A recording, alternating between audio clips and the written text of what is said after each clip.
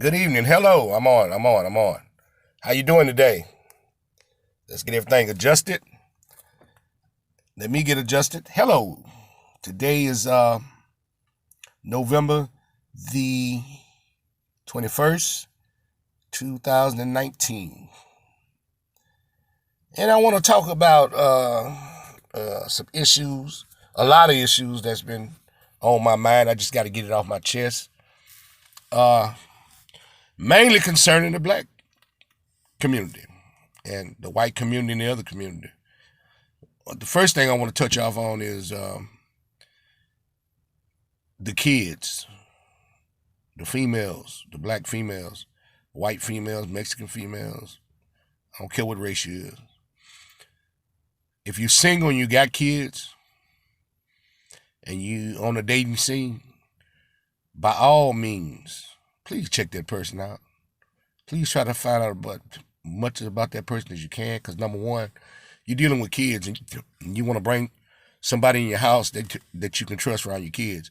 And I think that's few in a minute, because from what I've been seeing in the news lately with these women and these men, the boyfriend always doing something to the child, or the man they done met and went crazy and doing some crazy stuff, and the kid come up dead, kid come in the middle of dead or messed up. It happens too much here in Houston. And I know the reason why. Because a lot of these women just go get anything they see. They don't try to find out nothing. As long as he bring you a couple of flowers, give you a few dollars, you think you in hog heaven. But you got to watch. When kids involved, you got to pay attention and watch who you bring around your children. A lot of y'all might think I'm crazy, but I'm just putting the facts out here. Check the sucker out, And if y'all gotta have sex, shit, go have sex with him in a motel somewhere or at his house. If he ain't got no kids, just don't bring nobody in the house around your children, man, because he might be a rapist, a pedophile, or he could be anything, a murderer, anything. Might kill your ass. He catch you slipping. So just pay attention to who you bring in your house over your children. That shouldn't be hard to do. Y'all do all, you can do everything else,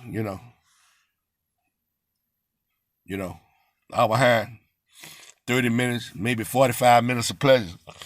Sometimes shorter than that, depending on who you with. So say, man, this is real. Y'all females, ladies, please do this for me. When you hear this, look at this text and you get mad, get pissed off, I don't give a fuck. Just do that for me. When you're on a dating scene, make sure you know what you're doing. Because it's not like it was a long time ago. So you got too many deranged folks out here. You got too many stuff, people doing bad. You got people's, you got men's now. You ain't really know if they're men's because they sleeping with other men's and all this old shit. And they still try to have a woman for the image, so nobody won't be talking about them, but you don't know about that sucker. So please, whatever you do, let's look out for the kids first and foremost.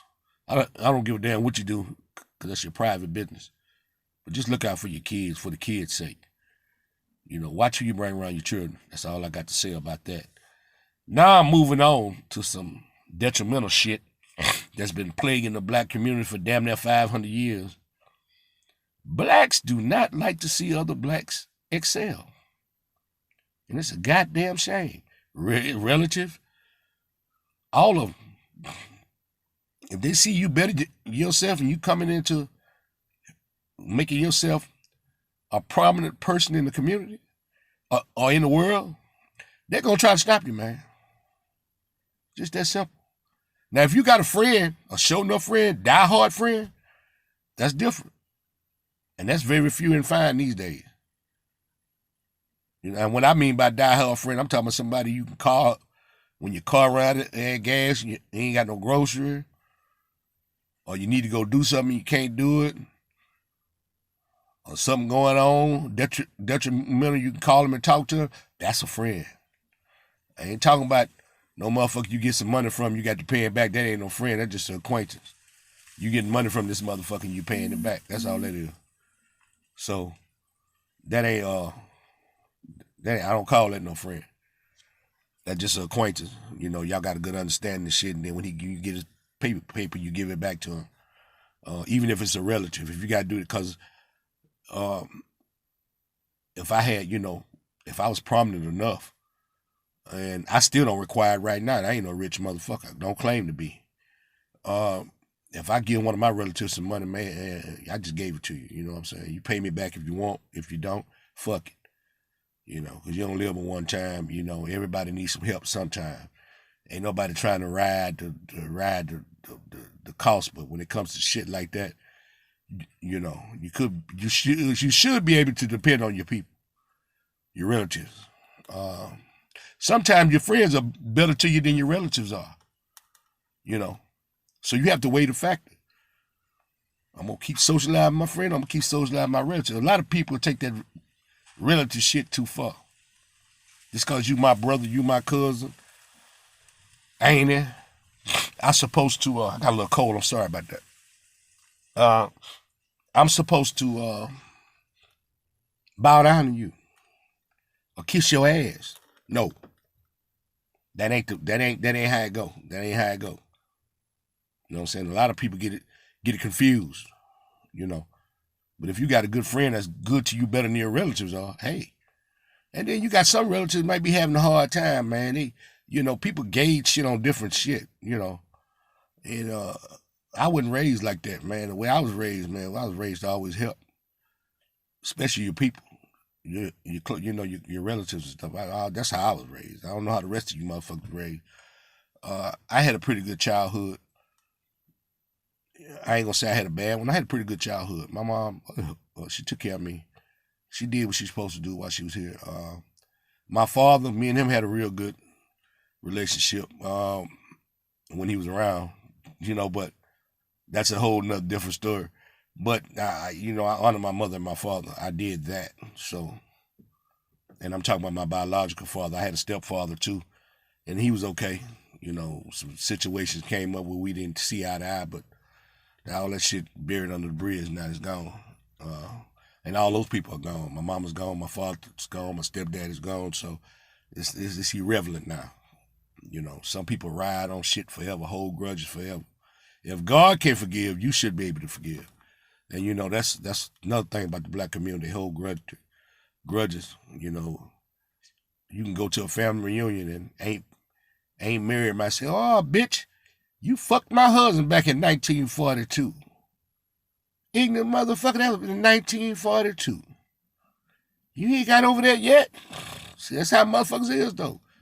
That's how a lot of black motherfuckers is, boy. They're like an elephant. They don't forget shit. I ain't bullshit, but that's how it is, man. I'm just putting it out there. And another thing, we need to support each other. Black folks don't even support each other like they. White folks and all the other race, they support it. They support motherfuckers that they don't even like. They still do it. That's why we can't get nowhere. We like crabs in a bucket, that crab mentality, man. White man said another white man trying to make, he gonna give him a boost, or he gonna turn him on something that's gonna boost him up. Black man said another black man, they gonna find a way to cut him down, kill him, rob him, put bad information out about him and all kinds of shit. So this is what I say, watch who you dealing with. You got to watch who you're dealing with. You got to know who you're dealing with, including relatives. Some people take that relative shit too far. The relatives might not be hung up, but one individual might be hung up on it. Oh, that's my brother. Oh, I'm going to do it regardless. I'm not telling you not to do it regardless. But sometimes you got to stop them relatives in their track too, because they'll make an ass out you in a minute. Relatives. They will. And it's no secret. And that happens in all races. But it's just more prominent in the black race because we take to see each other excel. I went through a situation like that at the Michael E. DeBakey VA Medical Center. I started out in the dietary and I transferred to the laundry. I left the laundry and went to housekeeping. So I was a regular housekeeping worker, WD3. No, W3. And I excelled as a housekeeping lead person. Man, when I got that lead position at that job, them niggas was trying to cut me up left and right. Do you hear me? So I had some medical issues, and I got transferred to facilities management. I was sitting in the desk behind the desk, and I was running the key section of the whole building. Entry and access. I made the entry access cards for doctors and stuff like that, and nurses, high-profile nurses that need to get in certain high-profile areas. And it was a pretty good job. And I got sick again, so I had to quit. I actually had to quit. And I've been on disability since then, but I'm just saying how it was when I got promoted. When I got promoted, the job did not let me do. It was hard, man. Them niggas was cutting me up like chop suey around there. Mexicans too. He goddamn shame. And then the Mexicans don't want you telling them what to do. We had very few Mexicans in the government sector. They had some. We had a whole lot. And you know, I mean, one night I was running the second floor, which I ran the second floor, and I also ran OR on the night shift, and I ran the weekend shift. And I asked this fella, this one individual, I said, "Hey man, you need to go up on certain such area and go pull some trash." He told me, he said, "Man, I ain't pulling a goddamn thing." I asked him real nicely, because I wasn't that type of supervisor. I was the type of person, "Hey man, let's get it done. If we got some slack time in there, go find your place to slack. And just make sure we got this motherfucker clean, so when they come in here in the morning, they ain't got shit to say to nobody." But that wasn't the case. And I told him to go pull the trash. He said, "Man, I ain't pulling the goddamn thing." I said, "Well, if you don't want to work." No, he told me Frank, our head supervisor. Frank ain't told me. Frank told me not to pull a goddamn thing. I said, "Well, Frank ain't here tonight." So I said, "Either you work or you just leave, man. I'm not going to sit here and argue with you. I ain't going to get no pissing contest with you behind these white folks shit. You know, either you do it or you don't." So it went on, shit went on. They was trying to sabotage me, man. I'm the type of person, man. I'll let you do some shit to me for a while, but then when I get tired of it, I'm going to let your ass know. So I let one he was a manager. His name was Wells. Herbert Wells. And he's still there, manager right now. And I think he was jumping up and smiling when he got me out of there. Well, he didn't get me out of there. I got sick. And he was from Mississippi. And not all people from Mississippi like that, but I know what y'all went through in that state. And he was from Mississippi, and he was a typical Mississippi kiss-ass nigga. And fucking over all black people that he could. When he got that manager's position, he was a supervisor at first. He was fucking over people then. Then he got up in there, and man, he did some unbelievable shit, you know. And I don't claim to be no bad motherfucker, but I ain't no motherfucker to take no shit, you know. Because I've been through a lot in my lifetime, as far as that go, with defending myself. I've had a few bumps in the road, but I was always the one that I could always defend myself good. And when I put something down, I put it down right. Well, motherfucker won't come back fucking with me no more. And I ain't gonna get into that because I don't want to incriminate myself on some shit that, you know, that didn't happen. And one of them damn detectives look at this YouTube thing and say, "Oh, that's the motherfucker that did that. We gonna get his ass." I ain't gonna incriminate myself like that. But this motherfucker here, he was unbelievable, man. I mean, just running up on me on the job, hollering and screaming in my face, man. I just got, you know, I got fed up one day. And I told that motherfucker, I said, "Look here, man. If you don't get out of my motherfucking face, I'm going to stomp a mud hole in your ass and walk it dry." And I ain't just said it to be funny. I meant that. You know, I meant that from the bottom of my heart. And that motherfucker fucked with me so bad, man, till I just, you know, said, "Man, fuck it." You know, I could have went back. After I got a little well, I could have went back, but fuck them. Since I left that place, I feel good in the motherfucker, because it wasn't nothing but a big soap opera around there. Motherfuckers fucking each other wives, all kind of shit going on. Motherfuckers snitching on each other, trying to get a position. The managers picking people that they want and fucking over other people. So I just had to get out that type of environment. And what I'm saying today, man, always stand up for yourself. Don't let no motherfucker run over you. White, black, or brown, purple, yellow. Don't let no son of a bitch run over you. A lot of black people, they stay humble because they're scared of losing their job. But fuck that. And I was making damn near $30 an hour. And I didn't give a fuck. You know what I'm saying? I don't give a fuck if I'm making $100 an hour. You come fucking with me the wrong way because my mindset is different. You know, and I've been through a lot of shit, and you come catch me on the wrong day, man. It's either gonna be me or you. And I'm gonna try not to let it be not me. You know, and I hate to get ruthless like that because I can be a dirty, sneaky, conniving motherfucker when it comes to that kind of shit. And I was really trying to get right with God, so I really had to get out of there, man, because the man would have kept on, man. They probably would have found that motherfucker somewhere. And I went to the hospital last week, the Michael E. DeBakey. I went there last week, and he was standing in the doorway, and he seen me. When I looked around again, he was gone. Because I promised him my ass whooping. I told him if I see him in the church, I was going to stomp his motherfucking ass. And he likes to go. He lives in Sugar Land. I stay right down the street from Sugar Land. And he likes to hang out at, he likes to get at Chili's, him and his wife and his family. I seen him in there one night before we got on bad terms. And I was like, you know, man, it wouldn't do me no good to see that motherfucker out of nowhere. Because I'd fuck around, probably go to jail or get hurt or something, you know. Because once I get on a piece of ass, ain't no turning back. That's why I don't like to get mad. That's why I try to stay calm at all times. And I go to my anger management classes. I talk to my PTSD provider. You know what I'm saying? Because anything could trigger. You know, you can talk shit to people, but you can trigger people at the same time. And I don't like to be triggered. When you trigger me, you let me know that you're trying to hurt me. You're trying to do something to me, and I ain't gonna do that because, you know, I had enough of that shit when I was in the army, dealing with the motherfucking North Koreans on that Iraq over there on the DMZ in South Korea. You know, and over there it was the same thing. You know, do or die. You know, because that DMZ was some serious shit.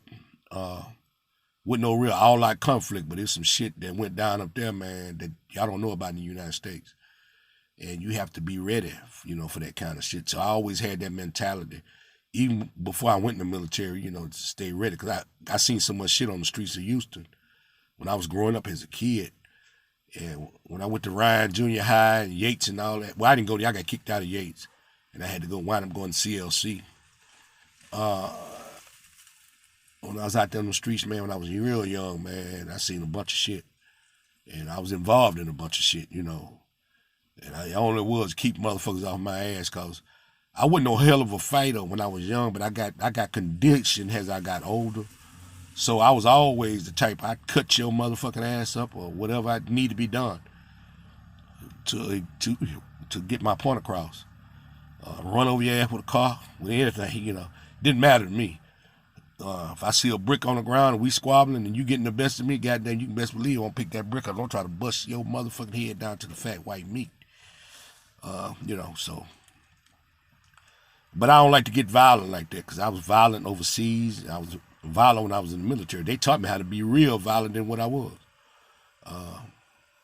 So, enough on that note.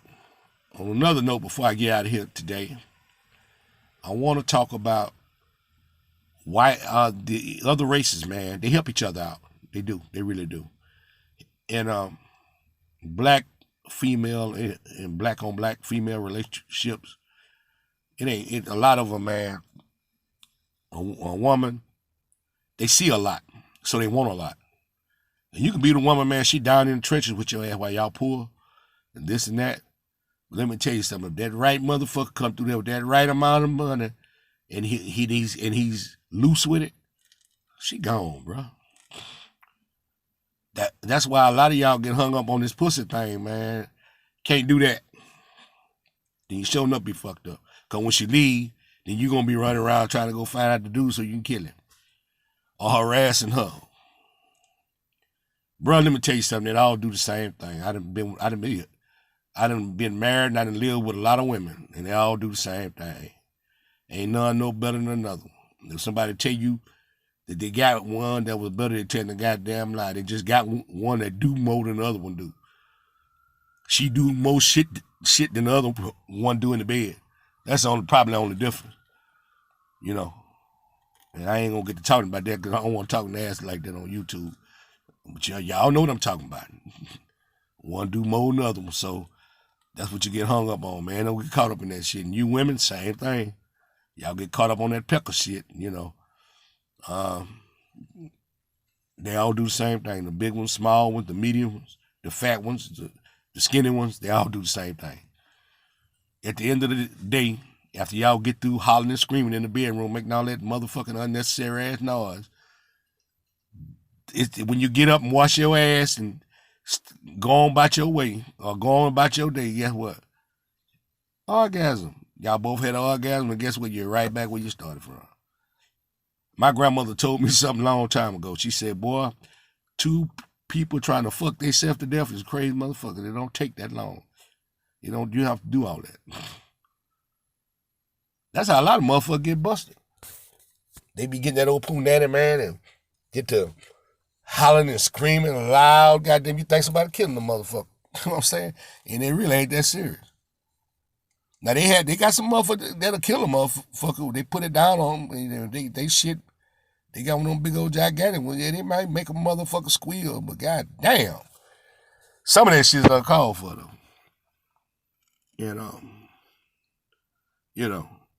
Just a lot of shit we do, black people do, is crazy. And I'm going to tell you, one more thing I got to say because I don't want to take up too much of your time.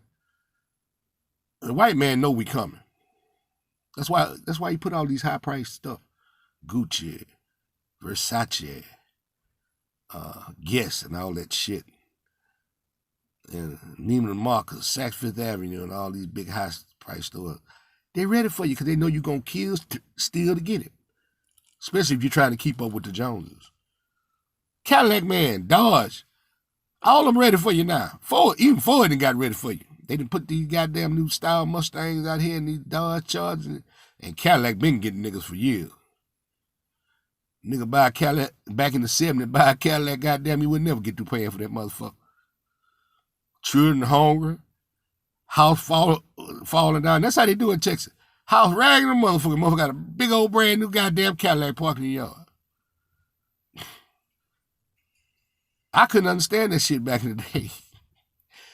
Boy, these motherfuckers do some fucked up shit here in Houston, in Texas, period. Because I'm from Beaumont, Texas. And you think they got some crazy motherfuckers in Houston. Double crazy in Beaumont. Get the fucking around in Beaumont, boy. Ooh. You sure enough got to be on your key because it's small. And they more deadlier in Beaumont, too. They talk that shit about Houston. You go to Beaumont, you get your hat bought to your ass. You know. You go down there with some bullshit. They gonna serve you up. Beaumont, Port Arthur, too. They gonna serve your ass up. Orange, Texas. That whole Golden Triangle.